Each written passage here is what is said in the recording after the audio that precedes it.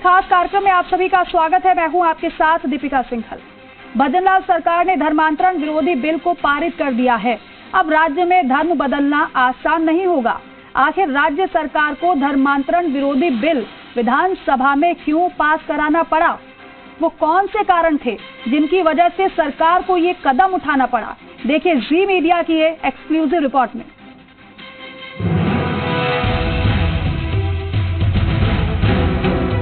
जयपुर के वैशाली नगर से सटा ये गिरधारीपुरा का इलाका है। यहाँ अधिकांश दलितों की बस्तियां हैं। यहाँ पर कोई 50 गज के प्लॉट में एबेनाइजर फेलोशिप का चर्च चलता है। इसका संचालन सैमुअल वर्गीज करते हैं। हर रविवार यहाँ प्रार्थना सभा होती है जिसमें बच्चे, बूढ़े, जवान सभी आते हैं। बच्चों को यीशु मसीह के प्रवचन सुनाए जाते हैं। जिंगल्स होते हैं। खेल खेल में ईसाई धर्म की अच्छाइयों से रूबरू कराया जाता है। 15 साल पहले सैमुअल वर्गीज ने इस इलाके में आकर प्रार्थना घर बनाया। तब यहाँ यीशु मसीह में आस्था रखने वाला कोई नहीं था। आज दर्जनों लोग उनके चर्च आते हैं। वो देश भर के लोगों को ऑनलाइन जोड़ते हैं, उन्हें ईसाई धर्म की अच्छाइयों से रूबरू कराते हैं। पिछले 15 सालों से उनका यही रूटीन है। 30 लोग 25 लोग रोज सुबह शाम जुड़ते हैं, प्रार्थना करते हैं। लेकिन कितने लोग इसे बेनिफिट हुआ जब स्वर्ग में जाएगा तभी पता चलेगा, क्योंकि हम इनका कोई डिटेल्स नहीं रखते हैं। हम चाहते कि बहुत सारे लोग शांति में जीवन बिताए, दारू छोड़े, गंदगी से हटे, सच्चा ईश्वर को पहचाने। ये हमारा कोशिश है। वक्त निकालकर वर्गीज अपनी मोटरसाइकिल से गली गली घूमते हैं, ईसाई धर्म का प्रचार करते हैं। हमारे आग्रह पर वर्गीज हमें लेकर इस घर पर पहुंचे। ये सुमन शर्मा का घर है। घर का नाम यहोवा भवन रखा गया है, यानी प्रभु का घर। वर्गीज बरसों से इस परिवार से जुड़े हैं। सुमन जोधपुर में जन्मी, पर शादी के बाद वो जयपुर शिफ्ट हो गयी। वो ब्राह्मणों के उच्च कुल कहे जाने वाले गौड़ परिवार से आती हैं। कुछ साल पहले परिवार में कोई तकलीफ हुई।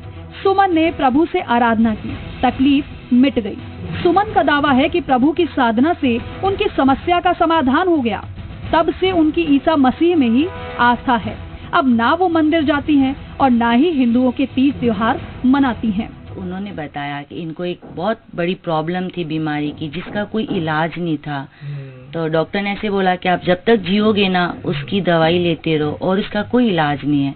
बहुत परेशान थे। फिर हम परमेश्वर में आए। परमेश्वर में आने के बाद में सबसे बड़ी बात है हमें शांति मिली। सुमन शर्मा के पति ऑटो चलाते हैं। वो खाटू श्याम जी के रहने वाले हैं। उन्होंने खाटू श्याम मंदिर में भी काफी साल सेवाएं दी हैं। सुमन बताती हैं कि वो शराब पीने लगे थे। उन्हें दुर्व्यसनों ने घेर लिया था। परिवार बहुत परेशान हो चुका था। ऐसे में उन्हें प्रभु ईसा मसीह का सहारा मिला। प्रभु ने उनके जीवन को बदल दिया। जीवन में अब शांति और सुकून आ गया है। सुमन के लिए हिंदू धर्म में अंधविश्वास था। ईसाई धर्म में उन्हें असली प्यार मिल रहा है।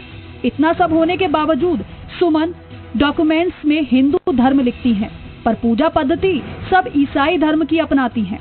सुमन के लिए ये सब धर्म परिवर्तन नहीं बल्कि मन परिवर्तन है। ऐसा मन परिवर्तन जहां मंदिर की जगह चर्च है। पूजा पाठ, व्रत, त्योहार का जीवन में कोई स्थान नहीं। ना कहीं राम से जुड़ाव, ना कहीं हनुमान की बात। हिंदू धर्म की पूजा और आस्था पद्धतियों से वो अब बहुत आगे बाइबल के बताए मार्ग पर अपने जीवन को बढ़ा चुकी हैं।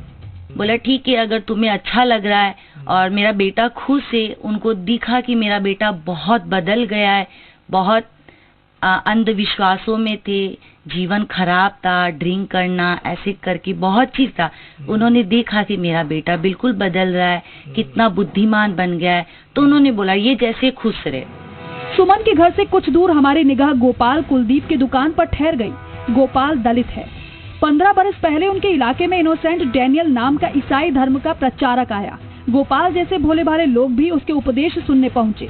उसी दिन से गोपाल और उसके परिवार का मन परिवर्तन हो गया। अब गोपाल के घर में हिंदू देवी देवताओं की दूर दूर तक भी कोई तस्वीर नहीं है। उन्हें बताया गया कि ईसाई धर्म में चमत्कार होते हैं। प्रभु ईसा मसीह रोग दोष सब का निवारण कर देते हैं। उसी दिन से उनकी पूजा पद्धति सब बदल गई। घर में रखी देवी देवताओं की तस्वीर और प्रतिमाओं से परिवार ने दूरी बना ली। अब सिर्फ हर रविवार गोपाल के घर में प्रार्थना सभा होती है। आसपास के इलाकों से बड़ी संख्या में लोगों को बुलाया जाता है। मन परिवर्तन की शिक्षा दी जाती है। चमत्कारों के नाम पर जीवन में बदलाव की गारंटी दी जाती है। ये सिलसिला 15 साल से चल रहा है। गोपाल के आसपास के बहुत सारे लोगों ने हिंदू धर्म छोड़ ईसाई धर्म अपना लिया है। उन्हें खुद को ईसाई मानने में गर्व की अनुभूति होती है। गलत विचार है लोगों के, ऐसा कुछ नहीं है। वो तो अपने आप ही मतलब कई तरह के फायदे होते थे, वो अपने आप मान ले जाते हैं। हाँ, कई परेशानी आई थी हमारे जीवन में, जो बताने की बात नहीं है, लेकिन हमें जैसे ही वहाँ गया वो फायदा आया हमारे। गोपाल, कुलदीप और उनके परिवार की भी वो ही कहानी है जो सुमन शर्मा के परिवार की है। ये परिवार भी दस्तावेजों में खुद को हिंदू बताता है, पर असल में उपासना पद्धति ईसाई धर्म की अपनाता है। इसकी बड़ी वजह धर्मांतरण के बाद आरक्षण का फायदा नहीं मिलना है। दलित हिंदू अगर धर्म बदलकर ईसाई या अन्य गैर हिंदू धर्म अपनाता है तो उसे अनुसूचित जाति के तहत आरक्षण का लाभ नहीं मिलेगा। ऐसा इसलिए क्योंकि संविधान के तहत अनुसूचित जाति के लिए आरक्षण केवल हिंदू, सिख और बौद्ध धर्म मानने वालों के लिए ही उपलब्ध है। ये बात ईसाई मिशनरीज भली भांति जानती है, इसीलिए उनका पहले पूरा ध्यान मन परिवर्तन पर रहता है और फिर धर्म परिवर्तन पर। शास्त्र बता रहे धर्म बदलो, मन बदलो, बस मन बदलने के लिए बोल रहे हैं। धर्म तो बदलने का काम नहीं, हम खुद ने काम बदला धर्म, मन बदला हमारा बस।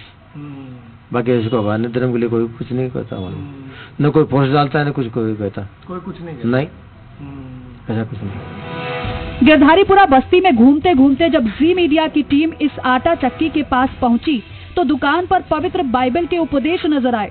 ये लक्ष्मण की दुकान है। लक्ष्मण दलित हैं और उन्होंने ईसाई धर्म अपना लिया है। पूछने पर वो कुछ नहीं बताते। एक अनजाना सा खौफ उनके चेहरे पर नजर आता है। क्या किसी प्रलोभन में आकर उसने धर्म बदला या फिर कोई और वजह थी? हमने बहुत कोशिश की पर कोई सफलता नहीं मिली।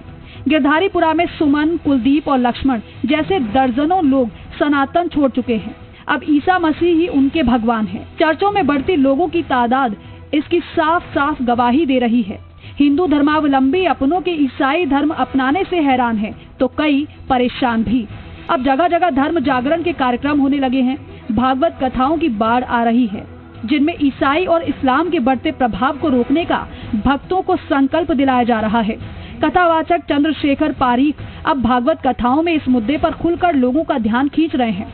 अपने प्रवचनों में ये युवा संत सनातन रक्षा का संकल्प दिलाते नजर आते हैं।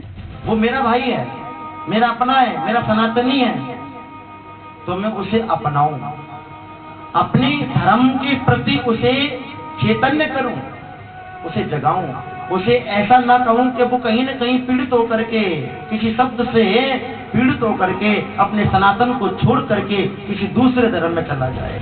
बाबूलाल धायल, जी मीडिया, जयपुर।